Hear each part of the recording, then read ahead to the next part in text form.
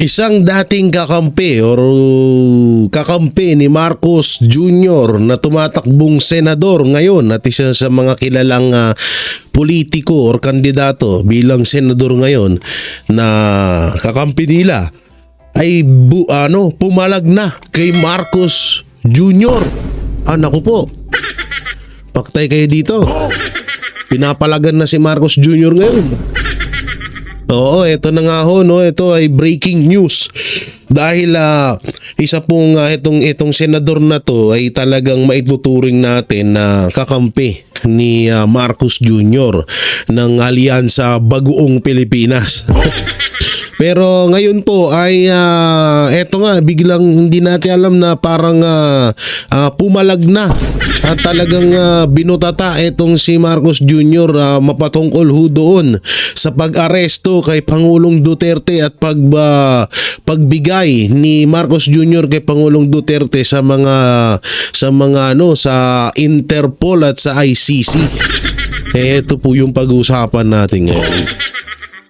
Oo, grabe, no? Biruin mo, tawag dito, unti-unti ng nakakaramdam na ba sila? Nakakaramdam na siguro sila ng uy, sana delikado tayo kay Marcos. Oo, mukhang hindi tayo mananalo pag dumikit tayo ng dumikit. Kaya kailangan na natin sigurong mag-impake. Kailangan na natin mag-alsa balutan.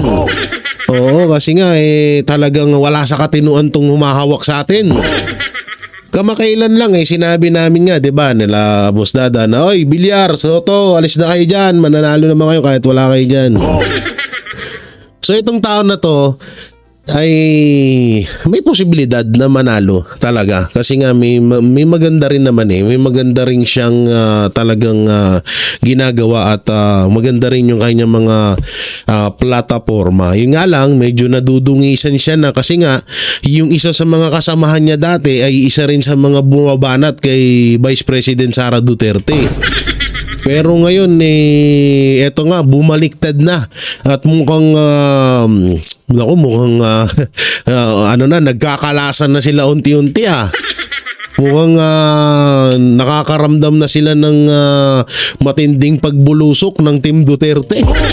Oo, sabi siguro tangin na, kahit dayain natin to, di tayo mananalo. Oo. At ayun, pag-usapan na rin natin yung kay ngayon mismo, ngayon na, wala nang video-video. Kay doon sa voice recording. Hindi inaasahang mahagip ng isang live etong boses ng isang sikat or kilalang news anchor ng GMA na di umano ay si Maris Umali. Naku po, eto na. Oo, doon nga sa ito, hindi naman natin, di umano kasi si Maris Umali po daw yun, di umano. Medyo hindi ikinatuwa ng mga netizen yung kanyang mga sinabi doon na kesyo matanda daw. Parang pinapamukha niya parang dating sa kanya nakakatawa yung nangyari kay Midaldea, no? Oo, at nahagip ho yun ng isang live lamang ng isa sa mga tawag dito, isa sa mga OFW na naka-live doon, no? Oo, na naka-live doon kasi nga nasa likod niya itong si tawag dito, itong si Maris Umali. Di umano si Maris Umali daw yung boses na yon. Patay tayo dyan. At ito nga, natatawa nga ako sa ibang mainstream media. May mga may mga mind conditioning video na kung saan doon lumalabas na sila daw ang nag-aatid ng totoong balita. Sila daw ay anti-fake news. Sila daw ay maituturing na kakampi ng sambayanang Pilipino. Putang ina. Oo. Yun na nga, tayo naman ay alam nyo, yung mga ibang mainstream media, talagang may utak na hong ganyan. May talagang may mga ganyan silang salita. Kasi nga siguro nararamdaman din nila sa mga Pilipino na palagi silang pinagtatawanan. kada may balita sila, hindi nyo masisisi mga Pilipino, nakikita sa inyo eh. At speaking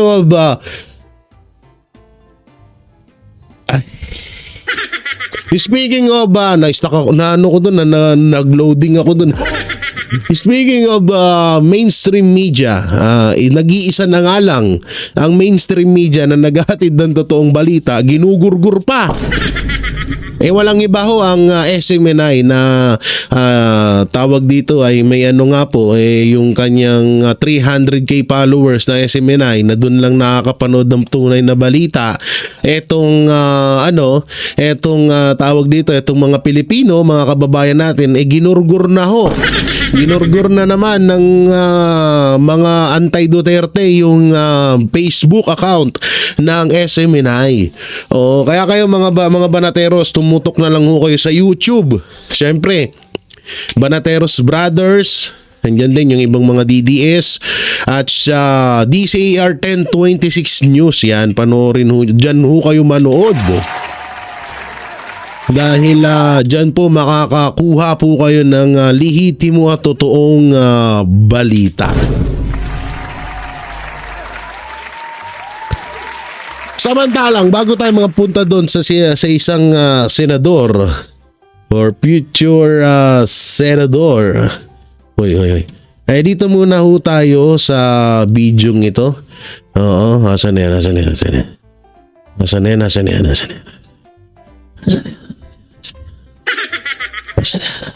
Ito mahirap pala, nilalagyan ko ng pangalan tong mga to para hindi ako malito. Eto, panoorin natin.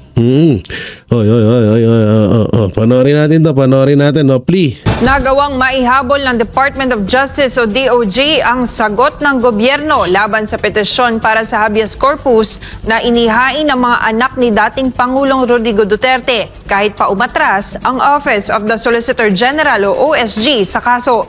Samantala, nanindigan si Solicitor General Menardo Guevara ng OSG ay hindi lamang abogado ng gobyerno. Baka tito ko yan. Oo, hindi nyo kaya yung mga Guevara, no? Sabi sa inyo, may paninindigan kami. Pero biro ako po ay sobrang natutuwa sa ginawa nitong kaapelido ko to, pero hindi ko sure kung mag-anak kami. Hindi kasi sa Guevara, pag double R, kamag-anak namin yan. Pero pag 1R lang, kasi may Guevarang 1R lang, hindi namin kaano-ano yun.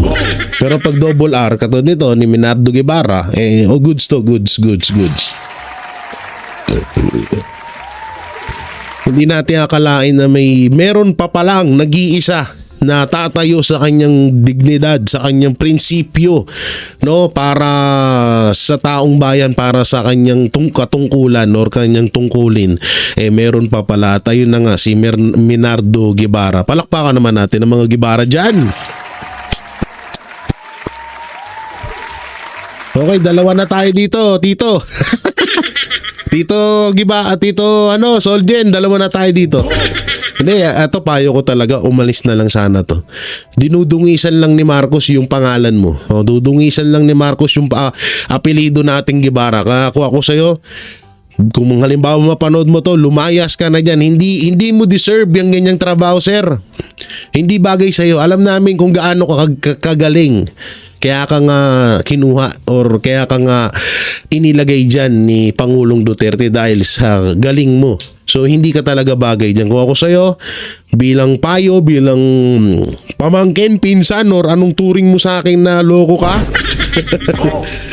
lumayas ka na dyan kasi nga, dudungisan lang, papangit lang yung imahe mo dyan. So ito, panoorin natin, tuloy na natin. No? Kundi, tagapagtanggol din ng mga Pilipino. Si Margot Gonzales magbabalita. Kahapon araw ng Lunes, tagtapos ang palugit ng Korte Suprema sa gobyerno para sa sagot nito laban sa pinag-isang petisyon para sa habeas corpus ni dating Pangulong Rodrigo Duterte. Sa halip na magkomento, naghain ng motion for recusal ang Office of the Solicitor General o OSG, isang hakbang na nangangahulugan ng pag-atras nito bilang kinadawa ng gobyerno sa kaso. Ayaw rin ni Soljen Menardo Guevara na ituring siyang respondent sa habeas corpus petition. Dahil dito, naipasa sa Department of Justice o DOJ ang responsibilidad na ipagtanggol ang gobyerno laban sa petisyon ng mga anak ni dating Pangulong Rodrigo Duterte. Ayon kay Justice Secretary Boying Rimulya, naisumitin nila ang kanilang komento bago ang deadline kahapon. We were given the authorization by the Executive Secretary to kami na sumagot. Dokumentong binigay namin, sapat na yon. Sila na daw sumagot. Kayo na lang diyan kasi. Alam nyo, kapag eto payo ko kay Marcos, pag medyo maayos na tao, matalino at marunong tumupad sa kanyang tungkulin, tanggalin nyo na agad. Kasi nga, diyan kayo nabubuko. Diyan kayo nabibisto ng taong bayan, kaya si Menardo Guevara, tanggalin mo na yan. Hindi yan bagay sa administrasyon mo, Marcos. Masyadong baboy ang administrasyon mo. Payo ko lang naman, payo lang. Para sagutin yung mga sinabi nila. Tsaka yan, Sa tanong kung maaari pa bang maibalik sa bansa ang dating Pangulo, Tsaka yan, tawag dito, si Rimulya, magaling yan. Sobrang talino niyang kupal na yan. Ay, sorry. Yan na lang ipalit nyo kay dalawa na, DOJ tsaka Solgen, doon na siya. Hindi na ipilang Solicitor General na. Dalawa na ang ibigay niyong posisyon diyan. Kasi nga yan ito magaling to. Isa rin tong magaling magsinungaling. Ayan na lang ipalit niyo ha. Sinabi nila. sa tanong kung maaari pa bang maibalik sa bansa ang dating Pangulo, sakaling pabura ng Supreme Court ang habeas corpus, ito naging tugon ng kalihim. It's a done deal already. It's there already. Sir, decision. May hearings na yun doon eh. Continuing na hearing. I think there's judicial notice that the hearings are ongoing already. In The Hague. So, In The Hague. And there is a setting for September 23. So we rely on that. So sir, kahit na maglabas ng desisyon ang SC dun sa mga petitions na pinay, That's speculative. I cannot answer anything speculative at this point. But for you, sir, mahirap na ibalik, hindi na maibabalik. Ano? It's a done deal. It's there. Ando na siya. Samantala, tila naman Dandil daw done deal. Hay po, done deal sige lang, panahon lang naman din yan. Ito pa isang tanga. Nagsama-sama na kayo lahat. Ito pa isang tanga. Si Attorney Blurred. Attorney Blurred. Yan nagbigay ng matapang na pahayag si Presidential Communications Office o PCO Undersecretary Claire Castro kaugnay ng pag-atras ng Solgen sa kaso at ang posibilidad ng kanyang pagpapatalsik sa pwesto. O mas maganda po kung mismo si Solgen ang mag-assess sa sarili niya? Kung siya pa po ba ay nararapat na tumayo bilang Solicitor General? Ay, naku po. Bakit mo na pagsama-sama sila? Anong merong katalinuhan ka, Marcos? Ang talino, no? Biruin mo, mapagsama-sama mo lahat ng tolongge sa isang gobyerno. Ang talino mo nun. Sobrang talino mo nun. Mapagsama-sama mo sila. Hindi birong isang isang talent yun.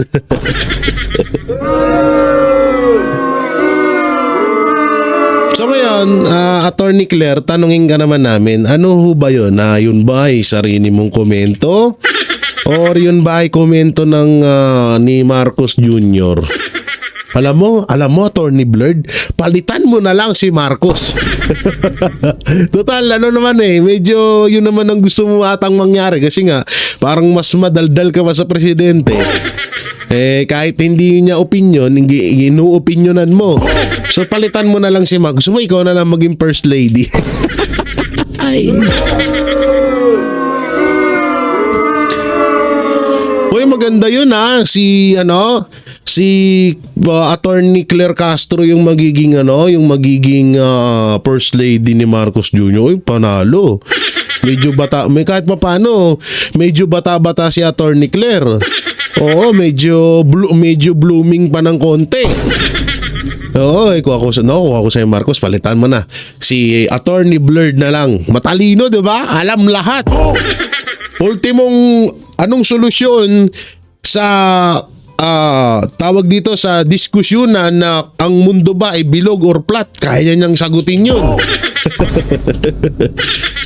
Ipalit mo na yan. Oh, yan na, first lady ka na. Total, sobrang bida-bida ka. Okay, tuloy. Sa isang mensahe sa media, sinabi naman ni Soljan Guevara na kay Pangulong Ferdinand Marcos Jr. na ang desisyon kung pananatilihin siya sa pwesto. Iginiit naman ni Guevara na ang OSG ay hindi lamang abogado ng gobyerno, kundi tagapagtanggol din ng taong bayan. Samantala, inatasan ng Korte Palakpakan Suprema yun. In the Hague. So, and there is a setting for September 23. bayan. Samantala, inatasan ng Korte Suprema ang magkakapatid na Duterte na sina Davao 1st District Representative Paulo Duterte, Davao City Mayor Baste Duterte at dating presidential daughter na si Veronica Kitty Duterte na personal na magbigay ng komento kaugnay sa naging sagot ng Department of Justice sa kanilang petisyon. Pinababasura ng DOJ ang habeas corpus petition. Meron silang 5 araw para magpadala ng sagot. The court received the consolidated compliance with its March 13, 2025 resolution. Ito, isa rin sa mga crush ko to eh. Kumukha niya ito yung mga pangarap kong babae. Oo, yung mga ganyang yung simple lang yung ganda pero panalo. Hindi ka mukha siya kasi ni Moira, kaya ang cute niya. Filed by Department of Justice Officer in Charge, Undersecretary Nicholas Felix T., who was authorized to represent respondents in this case, considering the recusal of the Office of the Solicitor General. The court directed petitioners Sebastian, Veronica, and Paolo Duterte to personally file a traverse in response to the consolidated compliance within a non-extendable period of 5 days from receipt of notice. Pinasasagot naman ng korte ang gobyerno hinggil sa motion for reconsideration na inahain ni dating Pangulong Duterte at Senator Bato de la Rosa kaugnay sa natin na apela para sa temporary restraining order. The court ordered respondents to personally file their comment on the new matters raised in the supplement to the Yan tanong, petition sasagutin kaya filed by nila yan eh. petitioners within a non-extendable period of 10 days from receipt of notice. Para sa Diyos at Pilipinas kumahal, Margaret Ang Gonzalez. galing-galing talaga ng palalab ko eh, no? Ay, sorry. Palalab. Hoy, ba't ina, ba't nandyan sa, ayoko nang ganun, no? Ito, maganda na. Diba? Maganda na, matalino pa. Yung isa, wala eh. Oh, so so dito tayo sa ito. Ito yung mga tanim tawag dito tanim naman tawag dito sa mga inayupak na to. Tanim kung may tanim bala, kung may tanim itong tawag dito. May tanim bala, tanim droga. Ito po, tanim patay.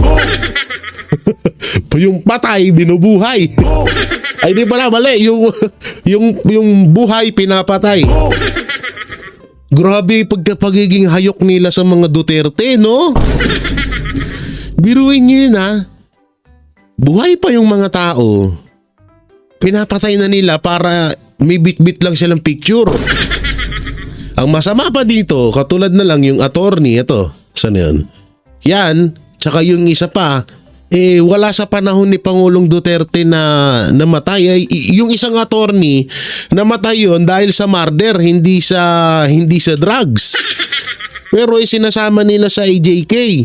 Tapos yung iba pa, ang malupit, katulad lang nung adik na anak ni sino ba yun? Sino ba yun?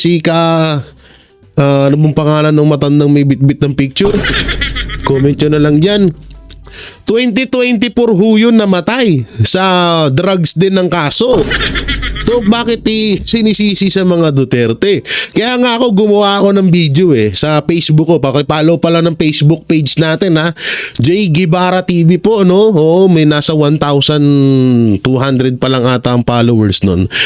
Mayroon doon na sinabi ko na kung ang pambansang hayop ay kalabaw, ang pangbansang ibon ay agila, at ang pangbansang bulaklak ay sampagita. Ang pambansang may bago tayo, pambansang patay. Oo, kasi nga lahat na lang ng namamatay dito sa Pilipinas sinisisi kay Duterte. Anak ng teteng na yan. Ay, nako po. Ewan ko sa inyo. So, ito, panoorin ho natin itong mga tanim nila. Tanim, iimbestigahan na daw ng mga iimbestigahan na daw ng mga kapulisan. Anak ng teteng naman, no? obvious na imbestigahan nyo pa. Kasuhan nyo na agad, game. Nakarating na sa PNP ang mga nag-viral na larawan ng mga nagsasabing biktima raw sila ng war on drugs. Matapos kasing kumalat ang mga naturang litrato sa social media, ay maraming netizens ang pumalag sa mga gawa-gawang istorya ng mga nagpapanggap na biktima ng EJK. Lumalabas din na walang koneksyon ang mga umunoy biktima sa mga alegasyon laban kay dating Pangulong Rodrigo Duterte. Si Paul Montibon sa report! Sa report! Sa panguna ng Anti-Cybercrime Group ay sinimulan na ang masusing investigasyon laban sa mga individual at grupong nasa likod ng pagpapakalat ng maling impormasyon ng mga peking EJK victims na pilit isinasangkot si dating Pangulong Rodrigo Duterte. Ilang larawan at testamento ang lumabas kung saan ipinakita ang mga umano'y pamilya ng mga biktima ng EJK. Ngunit nang siyasatin, ilan sa mga ito ay walang kaugnayan sa war on drugs at hindi naman biktima ng karahasan noong nakaraang administrasyon. Kapansin-pansin na halos sabay-sabay na naglabasan ang mga grupo at individual sa panayam nga kay Hindi, etong yan, katod yan, yung sinasabi. Ito, anak to.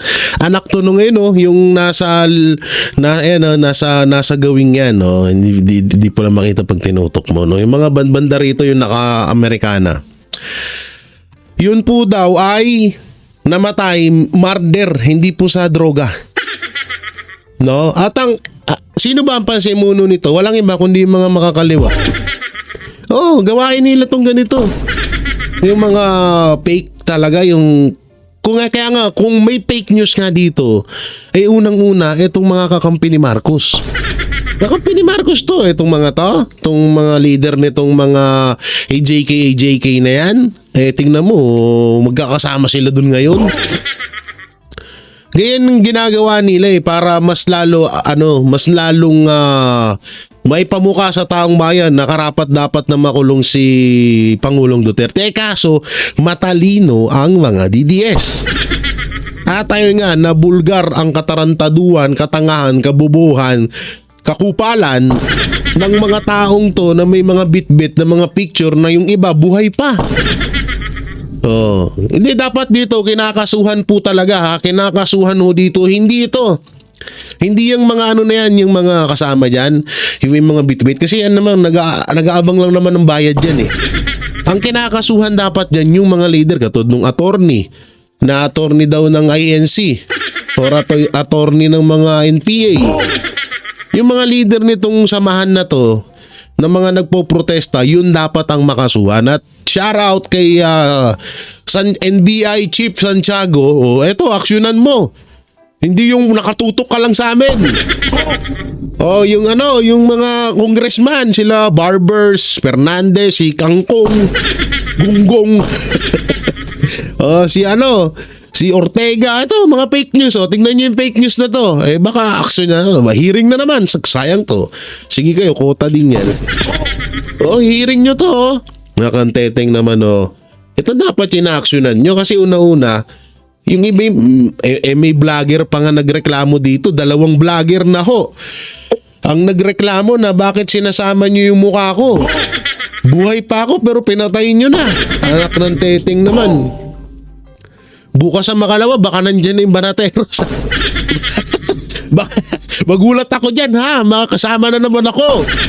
Baka pati ako, kasama ako dyan. Naku, bumahirap yan. Yan ang ina-actionan dapat ng gobyerno, itong ganitong mga fake news. Hindi yung sa aming mga vlogger. Nagbabalita lang naman kami. Tapos tawag dito. Tapos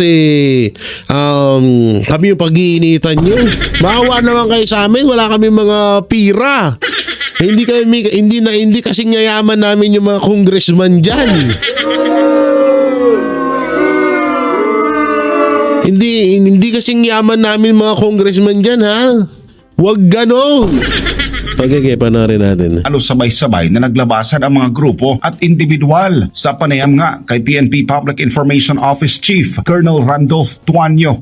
Isinumiti na nila ang mga ebidensya sa Criminal Investigation and Detection Group o CIDG para sa mas malalim na pagsisiyasat. Isa Sana nga. sa mga kontrobersyal na lumitaw ay si Aling Sheila na may bitbit na larawan ng kanyang anak na Eto dito ako tawag-tawa kay Aling Sheila eh. Aling Sheila, please stand up. You fake news, go out. Gago eh, no ka?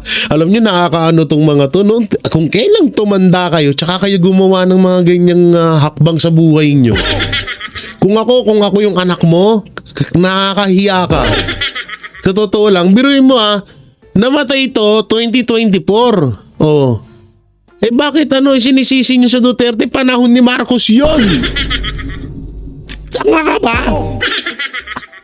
Sorry. Matanda nga pala. Nakalimutan ko, may edad na nga pala. Sige, panoorin na nga lang natin. Baka ano pa masabi ko. umano'y bikila na may bitbit na larawan ng kanyang anak na umano'y biktima ng EJK. Ngunit nadiskubre na noong 2024 lamang ito namatay, hindi sa ilalim ng Duterte administration, bagkos dahil sa pagkakasangkot sa illegal na droga, pagnanakaw at iba pang krimen sa panahon ng Marcos Jr. administration. Sa Ay! Ay, baka naman kasi naman, ganito naman kasi. Baka kaya siya nandyan, para manawagan siya na ipakulong si Marcos, hindi si Pangulong Duterte.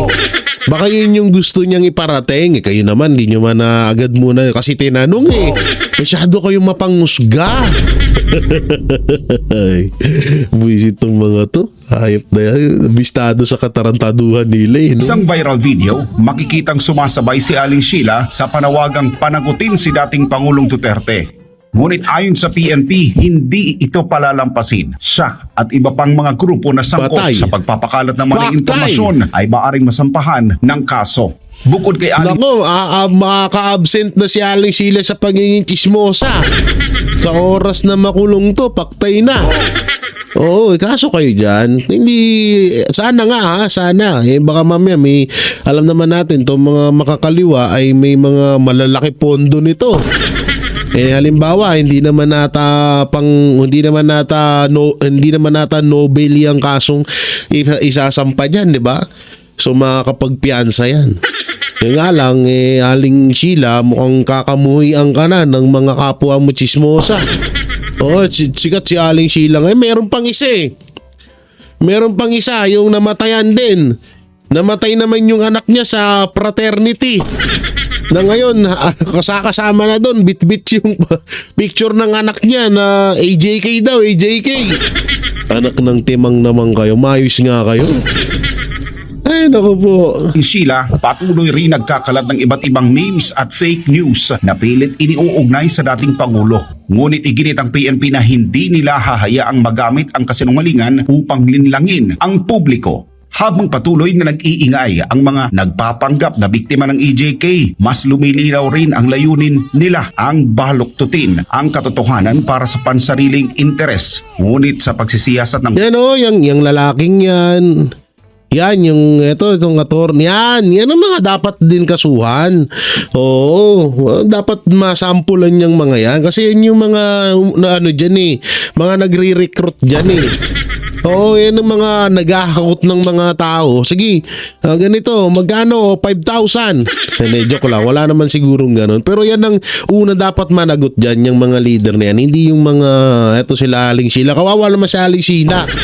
Hindi na ma-update sa chismis yan. Pag pinakulong nyo, wawa naman yung matanda. Okay.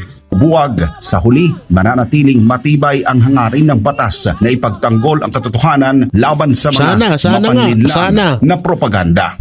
Para sa Diyos. Sana nga, no? Sana, oo. Sana nga ganun talaga. Medyo na kasi kami, medyo nadadala na kasi dumadami na yung kupal na pulis ngayon. Especially to Marbil tsaka Torre.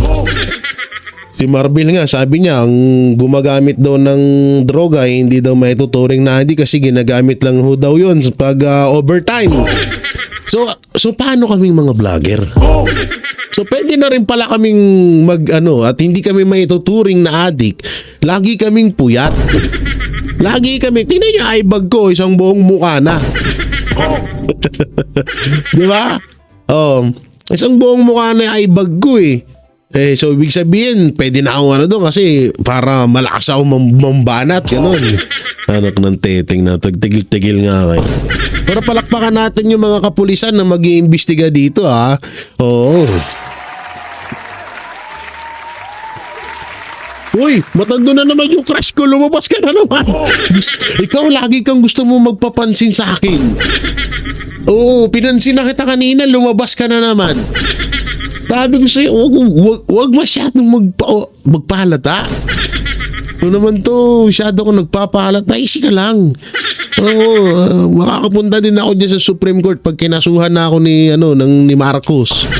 Kikita din tayong dalawa dyan. Huwag kang mag-alala. Kasal ka na ba? Kung hindi pa, antayin mo na ako. Charot.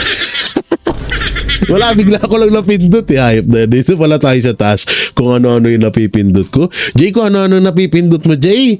Oo, ito, panoorin natin to. Paninindigan ng Pilipinas. Basahin natin, ha. Paninindigan ng Pilipinas sa soberanya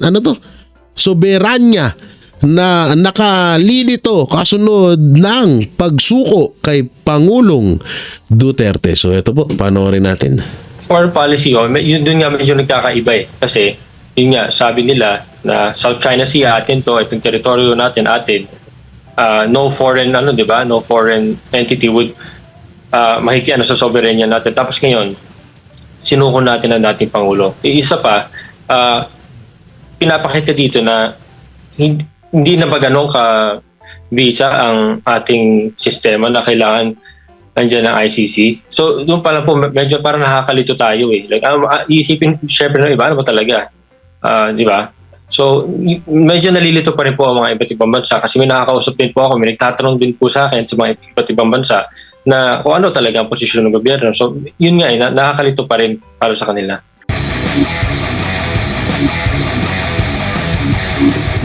Sa linya po ng ating komunikasyon via Zoom si Ginoong Hugo Santos ng Asian Century Philippine Strategic Studies Institute. Idol yan, Sir Hugo, magandang umaga po. Welcome po dito sa programang Pulso ng Bayan ng SMNI. Maraming salamat po sa inyong oras. Sir, baka Sir Jay dyan. Magandang umaga po at salamat Idol po. yan. Po, sir, ano ho ba yung nakikita po ninyong malaking epekto o implikasyon nitong pagkakaaresto ni dating Pangulong Rodrigo Duterte sa ating bansa?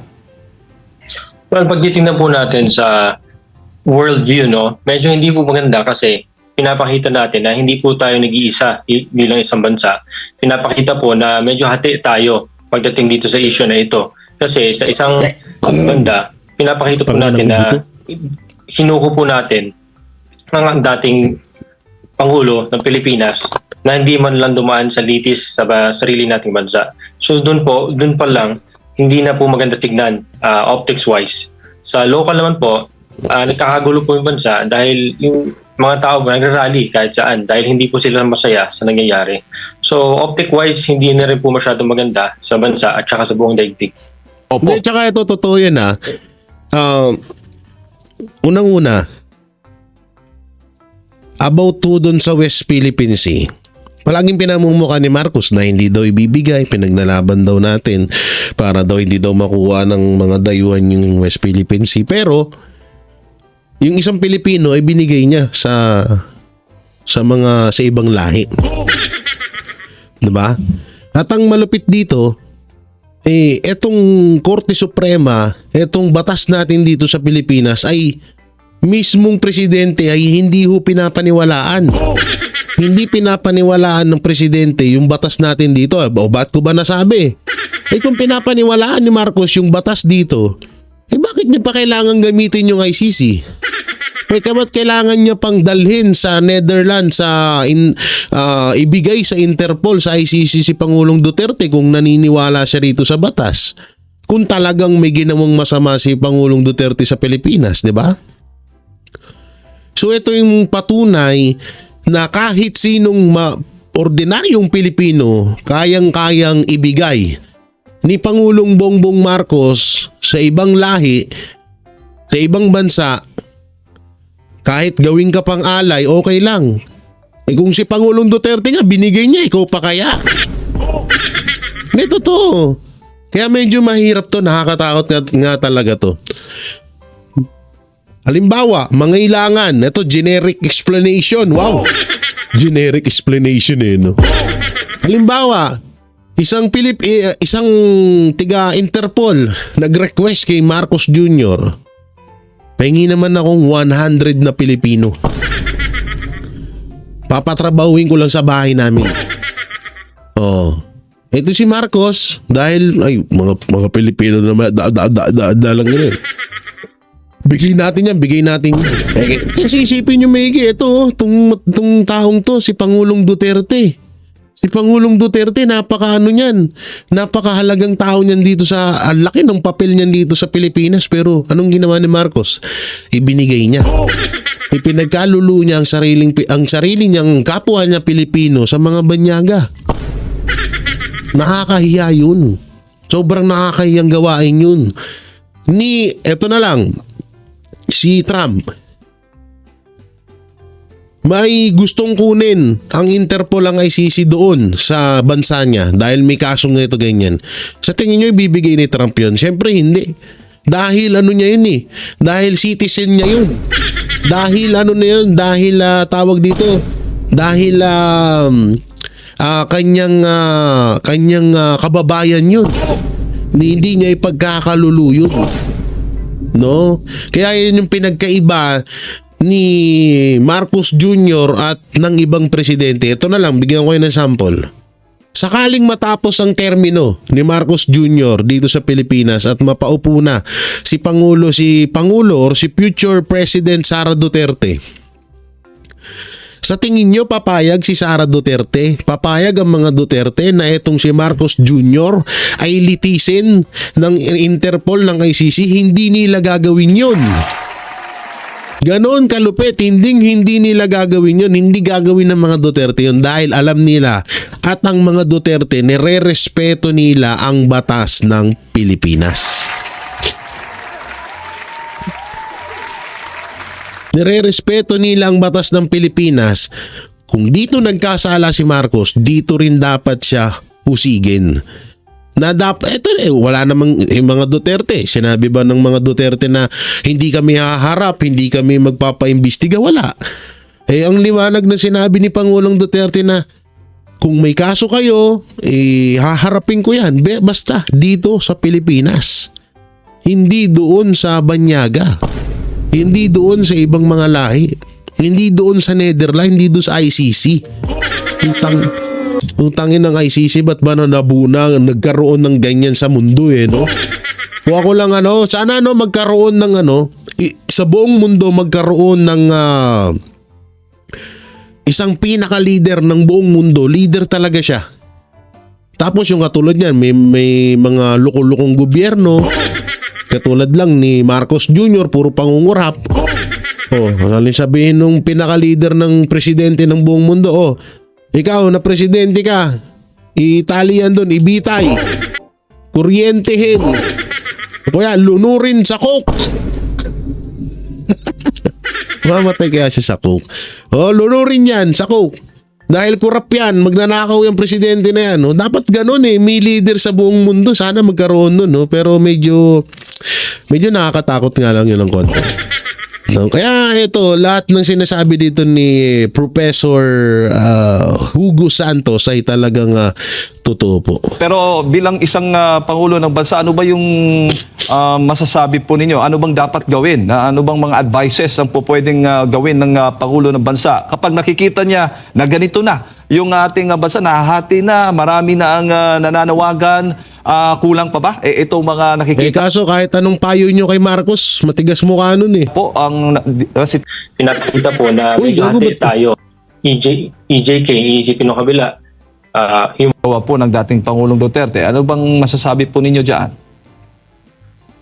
Well, yun nga po hindi nga po dumaan sa leader ng bansa. Wala sa tuloy. ICC. Wala tuloy. Well, may angulo po na ganun kasi nga sinasabi nga nila, di ba, na dapat hindi makikialam yung dayuhan dito or sa soberenya natin o ano. Tapos ito, sinuko natin ang kapwa natin Pilipino. Medyo hindi lang siya maganda optics-wise. Hindi natin alam kung ano yung iniisip talaga nila. Kaya lang, halatang-halata naman po na dahil sa politiko, ito yung nangyari. No? At saka, ang itsura niyan, pagtatraidor talaga. So it's not gonna look good. Boom!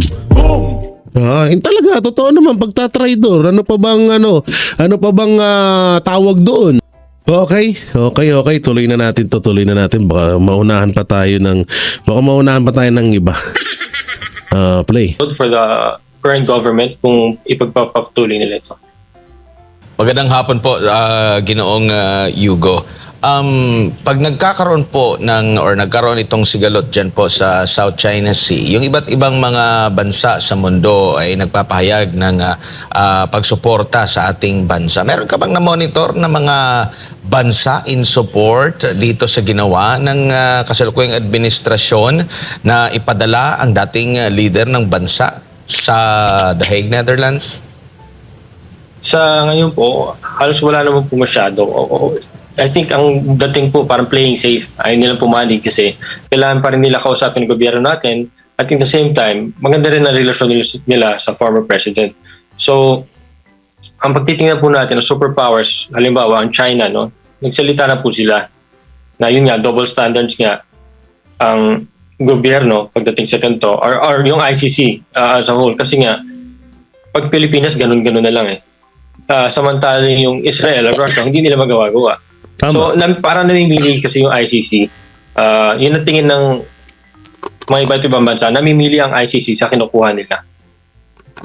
Opo, and nakikita nyo po ba yung foreign policy po ng kasalukuyang administrasyon ay naging consistent?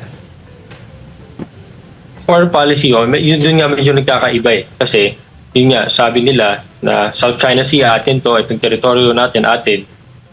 No foreign di ba? No foreign entity would makikiano sa soberanya natin. Tapos ngayon, sinuko natin ang dating pangulo. Isa pa. Yun ang ganda nung na yun. Palakpakan natin tong si Sir. Ang ganda ho nung na yun, panayam niya na yun. 'Di ba? Puro tayo tanggi ng tanggi na hindi tayo makikipag tutusin. May video nga ako niyan eh. Na tanggi ng tanggi si Marcos kasi hindi daw bibigay, hindi daw makikipag sa ibang bansa, pero yung kapwa nating Pilipino ibinigay sa dayuhan.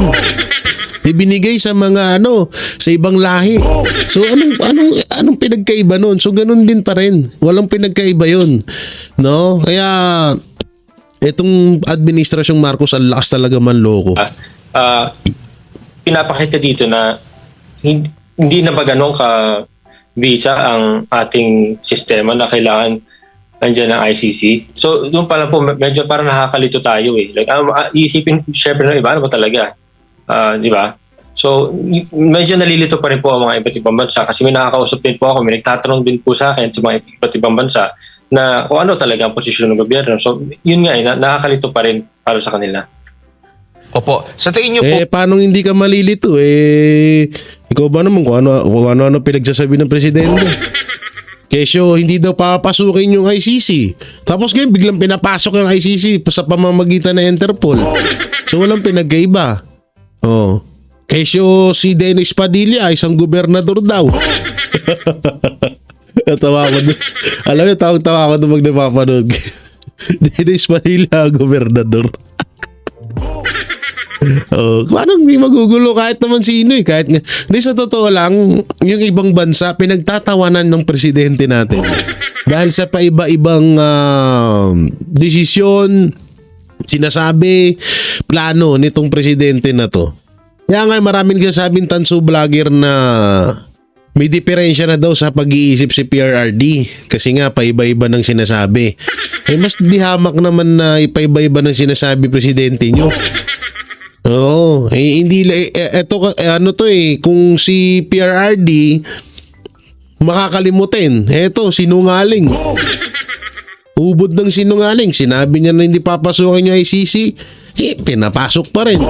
Diba? So, matagal ko na rin naman din yung pinapaalala sa mga nanonood sa atin na yung sinabi ni Marcos na hindi niya papasukin ng ICC sa Pilipinas wag ho tayong magpakampante dahil bukas sa makalawa iba na naman ang decision niyan. So hindi nga ako nagkamali, no. So eto na. Dito na ho tayo sa video na saan ito ba 'yan? Hindi yan. Hoy, hindi yan. Hoy. Ayun, sa video ng isang isang tumatakbong senator pinalagan na ho. Etong si Marcos Jr. At dito binuta niya. Panoorin ho natin ito, Pabor ba kayo na makulong si former President Duterte? Kung alam mo, itong pinaliwanag ko, hindi ka na sasang-ayon. Tama ba ako? Tama. Pag sumang-ayon ka, ang tawag sa'yo, B.O.B.O. Guwapo.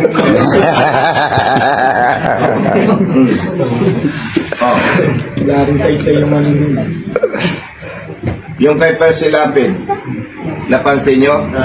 Yung kapatid niyang broadcaster. May kapatid pa siya, ano? Tama ba? Bakit tumahimik? Kasi nakikita niya, hindi naman natutumbok ang tunay na salarin. O ikaw yung kapatid mo ay biktima ng pagpatay.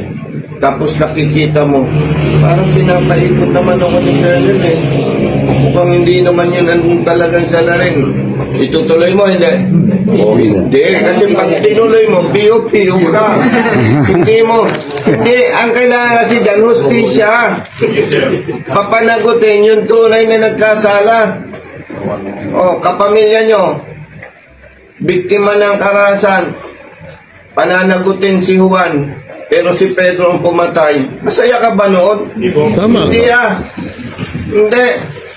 Yun ang hindi naunawa kasi ng marami. Kaya sabi, ipakulong yan. Oh. Yung hustisya nila Kailangan hustisya. Oh, pinaliwanag ko yan para malinawan ninyo bakit hindi ako pabor sa ICC. Hindi mabibigyan ng tunay na hustisya ang mga biktima. Pangalawa, parang ibinabandera natin na mahihina tayong mga Pilipino. Bakit, sir? Parang ganito yan eh. Pamilya tayo. No? Parang ganito. Yung, kung ikukumpara mo, yung ICC, parang ganito yan eh. Parang isang pamilya tayo. No? Pasaway, ikaw na lang ang example, ha?